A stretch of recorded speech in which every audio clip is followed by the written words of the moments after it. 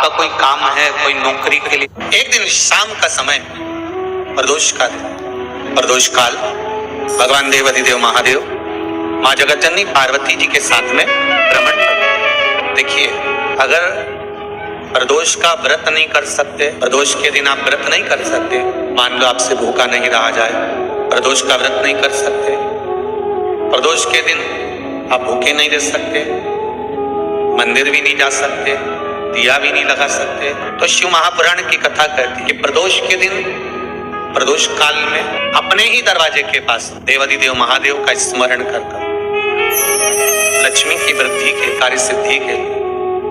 संपदा को प्राप्त करने के लिए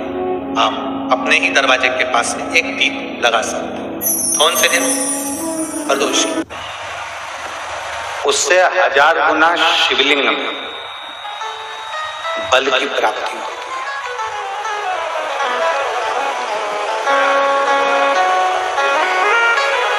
प्रदोष के दिन यदि आपको कहीं से शमी पत्र मिल जाए, प्रदोष के दिन यदि कहीं से आपको शमी पत्र मिल जाए, और प्रदोष काल में, प्रदोष का जो समय होता है, शाम का जो समय होता है प्रदोष काल, 4 प्रदोष, 5 प्रदोष आप कर देखिएगा कि आपका कोई काम है, कोई नौकरी के लिए आप अप्लाई कर रहे हैं, कोई समस्या बड़ी विकट आ गई है, कोई तकलीफ, बड़ा गला पकड़ रहा है बेटा, कोई तकलीफ विकट आ गई है, कोई समस्या विकट आ गई है, प्रदोष के प्रदोष, प्रदोष काल, अगर एक शमी पत्र भी आप घर के शिवलिंग को, अब ये करने के लिए आपको मंदिर के शिवलिंग नहीं जाना, अपने घर में जो शिवलिंग, चाहे वो स्फटिक का हो, पारद का हो, कंकर शंकर का हो, लकड़ी का हो, जो शिवलिंग तुम्हारे घर में, कांच का हो, चाहे वो नर्मदा के कंकर का हो, नर्मदेश्वर हो, पाषाण का हो, जो शिवलिंग, चांदी का हो, सोने का हो, तांबे का हो, पीतल का हो, जो शिवलिंग तुम्हारे, एक शमी पत्र यदि आप भगवान शंकर के शिवलिंग पर समर्पित कर रहे हो, और उस शमी पत्र को उठाकर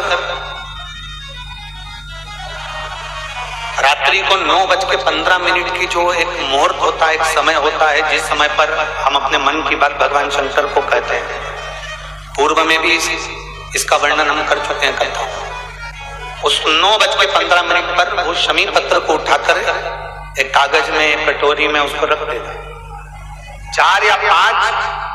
प्रदोष के उस शमी पत्र को अपने पास में रखिए, और जिस कार्य के लिए जा रहे हो उसको जेब में ऊपर के भाग में उसको रखकर लेकर जाइए, आपका वो कार्य सफल होकर ही रहेगा, वो रुक नहीं सकता। शमी पत्र में इतना बल होता है, प्रदोष का जो शमी पत्र होता है वो बड़ा बलवान होता है, बड़ा। किसी भी प्रदोष के दिन, प्रदोष काल में एक बार लगा दे, उसके बाद में अपनी कामना कर बेलपत्री, एक छोटा सा उपाय अवश्य करिए। अगर बच्चे कोई एग्जाम में बैठ रहे हैं, या कंपटीशन एग्जाम है, या नौकरी के लिए अप्लाई कर रहे हो, मान लो 4-6 महीने से बैठे हो, 8 महीने से बैठे हो, सर्विस नहीं है, नौकरी नहीं है, तो एक छोटा सा उपाय अवश्य करिए शिव महापुराण का। महाराज, बेलपत्री के पेड़ के नीचे विराजमान होकर, बेलपत्री के पेड़ के नीचे जिसको नौकरी के लिए या एग्जाम में बैठ रहा है वो जल चढ़ाए, बेलपत्री के पेड़ के नीचे थोड़ा सा दूध चढ़ाए, फिर जल चढ़ाए, और अपने राइट भाग में घी का दिया और अपने लेफ्ट भाग में तेल का दिया। किसी भी प्रदोष के दिन, प्रदोष काल में एक बार लगा दे, उसके बाद में अपनी कामना कर बेलपत्री के पेड़ के नीचे धोख लगाकर प्रणाम कर जाए और चले जाए इंटरव्यू के लिए, बाबा उत्तीर्ण करा ही देगा, नौकरी दिलाए। जिस दिन रविवार की प्रदोष पड़े, उस दिन एक लाल वस्त्र में पीली सरसों रखकर, और उसके अंतर्गत कुछ भी, एक या तो बमुल का कांटा ना मिले तो गुलाब का कांटा ही उसके अंतर्गत रखें। और मान लो कोई काम ऐसा है कि उसमें पैसा तुम्हारा आ ही नहीं रहा, बहुत घाटे पर घाटा जा रहा है, नुकसान बहुत हो रहा है, और कोई काम हो ही नहीं रहा। तो महाराज जिस दिन रविवार की प्रदोष पड़े उस दिन एक लाल वस्त्र में पीली सरसों रखकर और उसके अंतर्गत कुछ भी एक या तो बमुल का कांटा ना मिले तो गुलाब का कांटा ही उसके अंतर्गत रखें और उसको शिव मंदिर का स्मरण कराकर शंकर भगवान का नाम लेकर रू भैरव, कौन सा भैरव है उसकी भी कथा भी आने वाली है। कि दारुक नाम के राक्षस का संहार करने के लिए जब माता अवतार लेगी तब शंकर भगवान बच्चे का रूप रखकर रोएंगे, तो शिव जी का एक नाम होगा रू भैरव। ये भैरव कहां पर रहता है? तो कहा ये शमशान में रहता है। कहां रहता है ये भैरव? शंकर का जो एक अवतार है रू भैरव, ये भैरव अवतार शमशान में रहता है। तो इस भैरव का काम क्या है? तो कहा शमशान में, शमशान की जो अग्नि होती है भले गीली लकड़ी रहे, भले उसमें कोई पदार्थ डाले ना डाले, थोड़ी देर में वो अग्नि रू आवाज, हल्की सी शमशान की जो अग्नि जलती है उसमें एक आवाज आती है। आप ऐसे कोई अग्नि जलाएंगे ना तो आवाज नहीं आएगी, ध्यान देना। शमशान में अगर जो लोग गए होंगे मुर्दा जलाने के लिए, तो अगर वो एकांत में बैठेंगे तो उसमें से एक आवाज आती है रू रू। तो शिव पुराण कह रही है कि उस सरसों को, कांटे को रू भैरव का नाम लेकर जिस व्यापार जो नहीं चल रहा है, दुकान जो नहीं चल रही है, उस दुकान के सामने, उस व्यापार के सम्मुख में उसको जला दिया जाता है। ये करा जाता है रवि प्रदोष के लिए। कौन से प्रदोष? रवि प्रदोष, जो सुख का भान करा, व्यापार की उन्नति के लिए, समृद्धि के लिए, लक्ष्मी के लिए इसका प्रयोग किया जाता है। तो यहाँ पर दारुक नाम का जो असुर है, दारुक नाम का जो राक्षस है, उसका एक ही कहना है कि मैं मरूं, मना नहीं है ब्रह्मदेव पर को। नंदी का एक पांव जो ऊपर होता है, आप लोग दर्शन करे होंगे शंकर जी के मंदिर में नंदी के, तो नंदी का एक पांव उठा हुआ होता है, एक पांव नीचे की ओर होता है। हड्डी से जुड़ा हुआ रोग, नेत्रों से जुड़ा हुआ, मस्तिष्क से जुड़ा हुआ कोई रोग रहता है तो एक नीले कलर का फूल आता है हमारा, उस फूल में हल्दी डालकर गुरुवार का प्रदोष पड़ने पर जो नंदी के पांव के पास समर्पित कर देता है हमारा, उसका रोग धीरे धीरे समाप्त होने लगता है।